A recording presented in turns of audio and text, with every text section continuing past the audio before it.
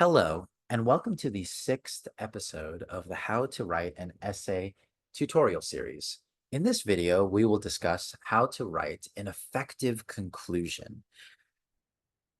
There is a really unfortunate pattern that I've seen just in reading essays written by high school students and also hearing high school students talk about writing essays. And it's that students tend to view the conclusion as the place where you just restate your argument and end with some kind of cliche. And that's really tragic. Students seriously under prioritize the conclusion paragraph, not realizing that this is the one of the most important parts of your paper. These are the last words that you get to say to the reader, and you want to make sure that every last word counts. The conclusion is not the place where you merely restate your argument. It is the place where you give the reader a sense of your argument's importance by drawing out an implication or application or a call to action uh, that emerges from your argument, which makes your argument feel real and provides your reader with a sense of closure.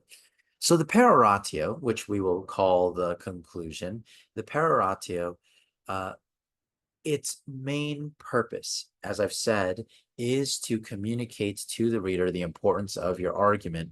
Now, that doesn't mean that you can't summarize the argument at the very beginning.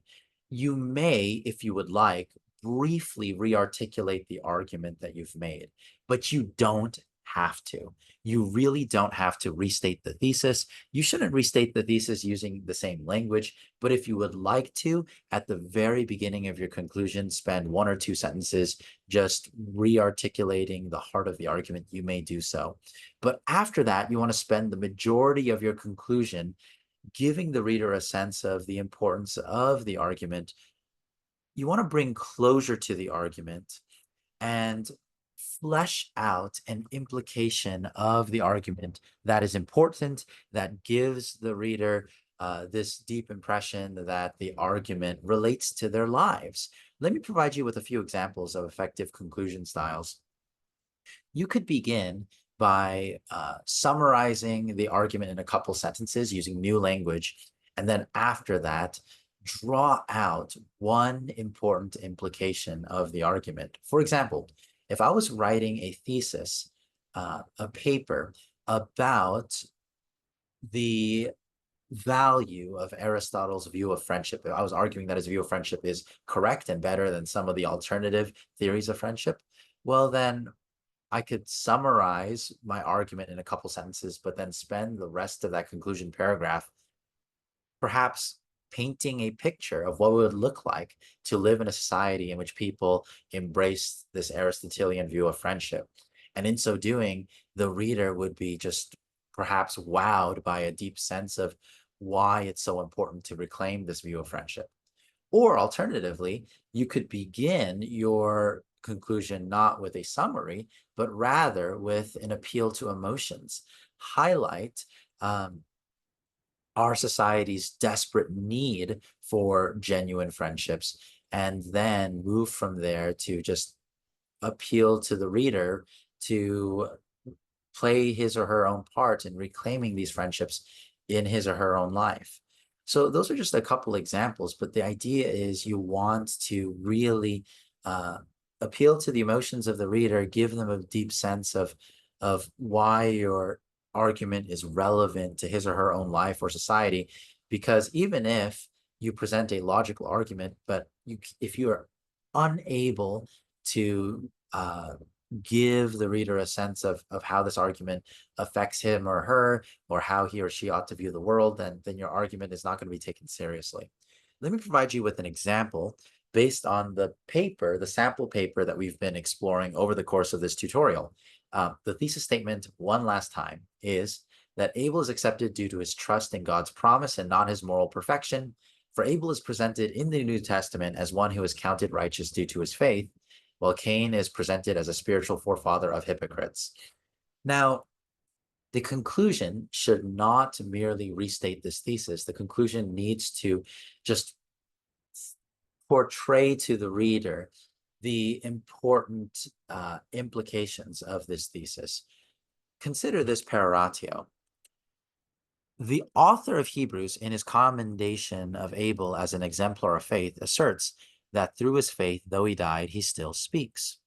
While Christians do not know much about Abel's life, Scripture does not even record any of his words, the faith of Abel speaks in the most articulate language, a language of faith which requires faith to hear. God told Cain that the voice of Abel's blood cried out to God from the ground upon which it was shed. Today, Abel continues to speak to the church through his act of faith and spilt blood, which teach us not to trust in our own merit, but only the steadfast love of God, who will keep all his promises. Abel teaches us the meaning of true faith, which compels a person to be willing to die for the gospel, and which is not extinguished by that death.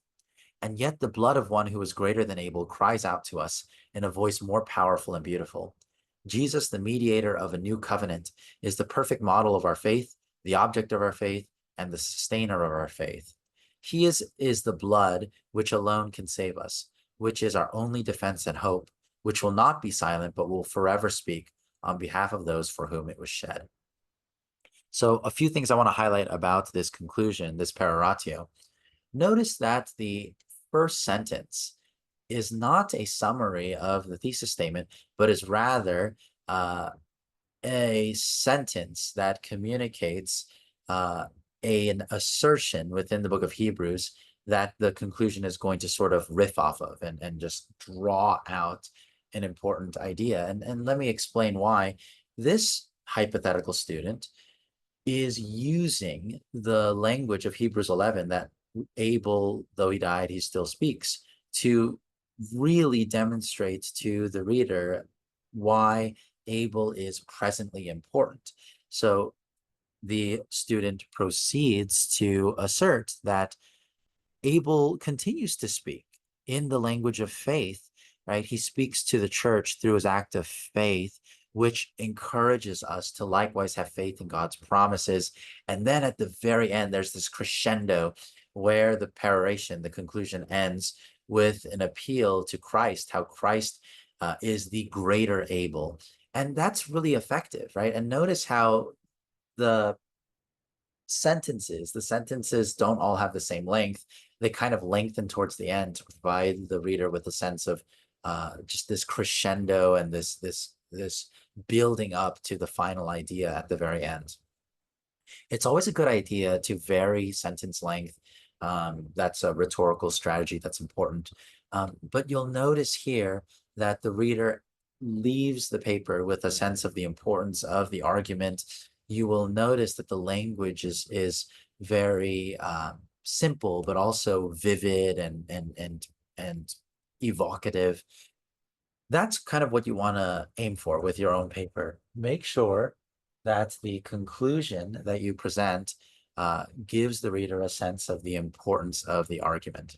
I hope that that helps you and that will help you write effective conclusions for your own paper. Thank you so much for watching.